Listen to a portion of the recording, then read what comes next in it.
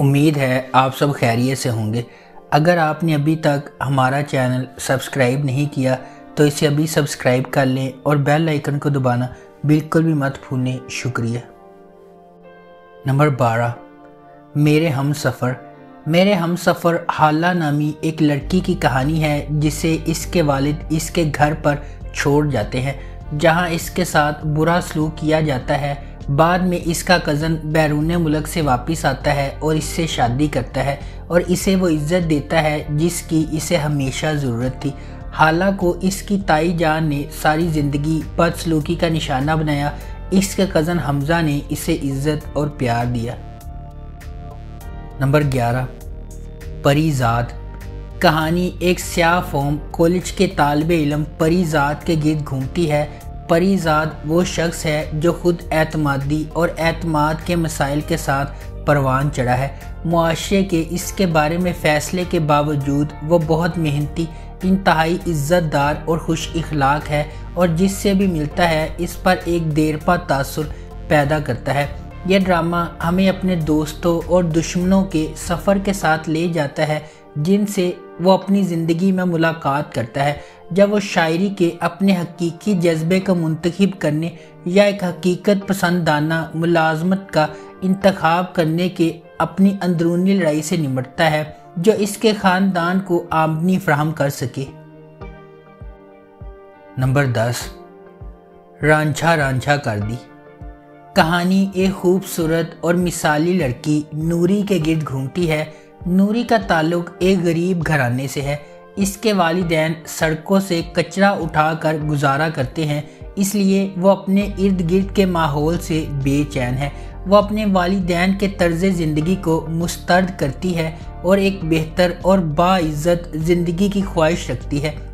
اپنی اس خواہش کو پورا کرنے کے لیے وہ ایک شہر چلی جاتی ہے اور ایک فیکٹری میں کام کر کے باعزت زندگی گزارنے لگتی ہے۔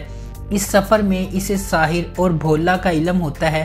ساحر ایک لالچی نوجوان ہے جو ایک دکان پر کام کرتا ہے اور ایک بہتر مستقبل کی خواہش رکھتا ہے، جبکہ دماغی طور پر کمزور اور بچوں جیسا بھولا ایک گاؤں میں ایک حویلی اور زرعی زمین کا مالک ہے۔ بھولا کو اس کی ماں فہمیدہ بہت پیار کرتی ہے۔ ساحر اور بھولا دونوں نور بانو کی زندگی سے منسلک ہو جاتے ہیں، ایک مکمل فریب اور دوسری آزمائش کے طور پر۔ نمبر 9، رقص بسمل۔ سکینہ ایک نوجوان لڑکی اپنی محبت سے شادی کے لیے بھاگتی ہے۔ موسیٰ، سکینہ کا کزن اور دودھ کا بھائی، اپنے بھائی کے ساتھ شادی کی خفیہ تقریب نکاح کو روکنے پہنچ جاتا ہے۔ وہ اپنی بندوق ادھر ادھر لہراتا ہے اور سکینہ کا ہاتھ پکڑتا ہے۔ جب وہ گھر لوٹتے ہیں تو وہ سب کو جمع کرتا ہے اور بتاتا ہے کہ سکینہ کیا کرنے جا رہی تھی۔ سکینہ کے چچا نے اس کی شادی اپنے بیٹے عیسیٰ سے طے کر دی۔ نکاح سکینہ کی مرضی کے خلاف ہوتا ہے اور اس وقت وہ موسیٰ پر لعنت بھیجتی ہے کہ وہ کسی سے محبت کرے گا لیکن اس کی محبت حاصل نہیں کر سکے گا۔ نمبر 8، عہد وفا۔ کہانی بلند حوصلہ دوستوں کے ایک گروپ کے گرد گھومتی ہے جو اپنی زندگی میں مشکلات پر قابو پاتے ہوئے ایک دوسرے کی مدد کرتے ہیں اور ان سے لطف اندوز ہوتے ہیں۔ 4 دوست سعد، شاہ زین، شارق اور شہریار اپنے آپ کو SSG کہتے ہیں۔ یہ سب مری کے لورنس کالج میں پڑھتے ہیں۔ سعد کے خاندان میں اس کے والد بریگیڈیئر فراز انعام جو فوج میں خدمات انجام دیتے ہیں۔ شاہ زین کا تعلق گاؤں کے ایک امیر گھرانے سے ہے اور وہ اپنے دادا ملک اللہ یار کے قریب ترین ہے۔ شارق کا خاندان اس کی بہن غزالہ اور اس کی بیوہ ماں پر مشتمل ہے۔ شہریار کے والد بینڈ ماسٹر ہیں، وہ اکثر رات کو اکٹھے کالج بنک کرتے ہیں۔ نمبر 7، ہم تم۔ آدم سلطان اور نیہا قطب الدین بچپن کے حریف اور پڑوسی ہیں۔ آدم کا بڑا بھائی سرمد ایک پیشہ ور باورچی ہے اور ایک ریسٹورنٹ کا مالک ہے اور سرمد کو نیہا کی بڑی بہن ماہا سے محبت ہے۔ ماہا کو یوگا کرنے کا شوق ہے اور اپنے جسم کو شکل میں رکھنا اور اپنی خوراک کا خیال رکھنا۔ قطب الدین نیہا اور ماہا کے والد اپنی بیٹیوں سے زیادہ آدم پر توجہ دیتے ہیں کیونکہ اس نے ہمیشہ بیٹا نہ ہونے پر افسوس کا اظہار کیا ہے۔ آدم، جس کے اپنے والد نے ساری زندگی مالی اور جذباتی دیکھ بھال کے والد کے فرائض کو نظر انداز کیا ہے، قطب کا بھی دل کی گہرائیوں سے احترام اور خیال رکھتا ہے۔ نمبر 6، کیسی تیری خود غرضی۔ کیسی تیری خود غرضی کی کہانی ایک بزنس تائکون کے بیٹے شمشیر کے گرد گھومتی ہے جو ایک متوسط طبقے کے پس منظر سے تعلق رکھنے والی مہک سے محبت کرتا ہے۔ ڈرامے کے دوران کچھ ناخوشگوار واقعات رونما ہوتے ہیں اور مہک شمشیر سے نفرت کرنے لگتی ہے، اور چونکہ شمشیر کے گھر والے اس کے رشتے کو منظور نہیں کرتے، اس لیے کہانی مزید الجھ جاتی ہے۔ نمبر 5، خدا اور محبت۔ سیزن کا آغاز ماہی اور اس کی بھابھی کے لاہور آنے سے ہوتا ہے۔ ایک آدمی جس سے وہ ملتی ہے، تیمور، ماہی کے بارے میں سوچنا شروع کر دیتا ہے۔ فرحاد نامی نوجوان غیر قانونی کام کرتا ہے، اس لیے اس کے والدین اسے کہیں کام پر بھیج دیتے ہیں۔ فرحاد اور ماہی ایک شادی میں ملتے ہیں اور ان کی دوستی ہو جاتی ہے۔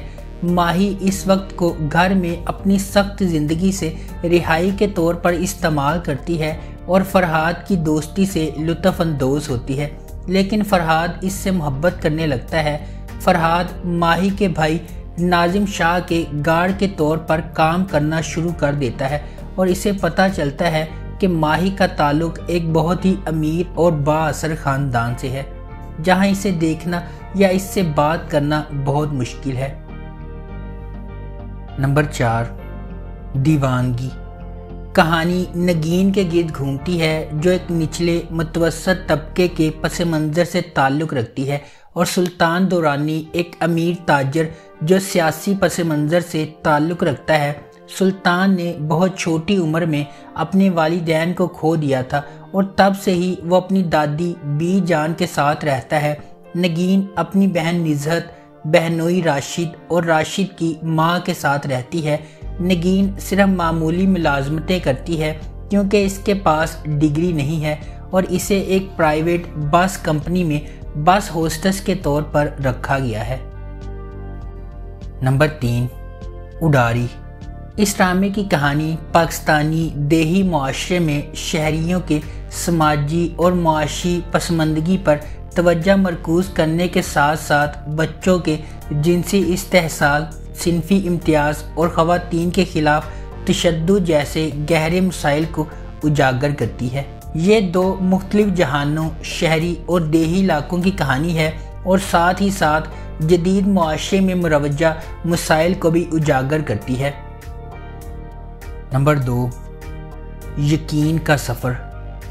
یقین کا سفر کی کہانی صوبیہ خلیل سے شروع ہوتی ہے جو ایک نوجوان لڑکی ہے جو اپنے جسمانی طور پر متشدد باپ کے ہاتھوں اپنی ماں کی اچانک موت پر ماتم کرتی ہے۔ صوبیہ کو لیکچر کے اہم نوٹ لینے کے لیے ایک دوست کے گھر جانا پڑا اور اس نے اپنی والدہ کو اپنے ساتھ جانے کے لیے اصرار کیا، اس کے باوجود کہ اس کی والدہ نے ان کے ڈرائیور کے ساتھ گھر میں باہر جانے سے منع کیا تھا۔ جب خلیل کو معلوم ہوا کہ صوبیہ کی والدہ نے اس حکم کی نافرمانی کی تو اس نے اسے اتنا زور سے تھپڑ مارا کہ وہ گر گئی اور اپنے بستر کے کونے سے ٹکرا کر فوراً ہی ہلاک ہو گئی۔ صوبیہ کی خالہ محجبین پہنچی اور صوبیہ کو تسلی دی۔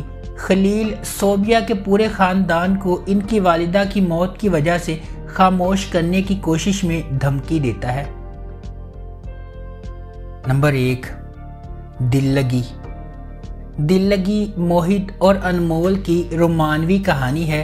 یہ اندرون سندھ میں سکھر کی تنگ گلیوں میں قائم ہے جہاں انمول اپنی ماں اور چھوٹی بہن مشال انصاری کے ساتھ سادہ زندگی گزارتی ہے۔ ان کی موت سے پہلے انمول کے والد نے مقامی ساہوکار کفایت علی کا قرض ادا کر دیا تھا اور وہ اپنے گھر کو بطور حفاظتی ضمانت استعمال کرتے ہوئے ادا کیا تھا، لیکن انمول کی والدہ کے پاس قرض کی ادائیگی کا کوئی ثبوت نہیں ہے، اس لیے وہ دھوکہ دہی کا آسان نشانہ بن جاتی ہے۔ کفایت علی انمول کے خاندان کو بے دخل کرنے کے لیے موہت، جو کہ ریئل اسٹیٹ میں مہارت رکھتا ہے اور ایک چھوٹی سی غنڈہ گردی سے منسلک ہو جاتا ہے، موہت اور انمول کے درمیان تصادم اس کہانی کی بنیاد ہے۔ اگر آپ کو ہماری یہ ویڈیو پسند آئی ہے تو اسے لائک کریں، شیئر کریں اور ہمارے چینل کو سبسکرائب کرنا بالکل بھی مت بھولیں۔ شکریہ۔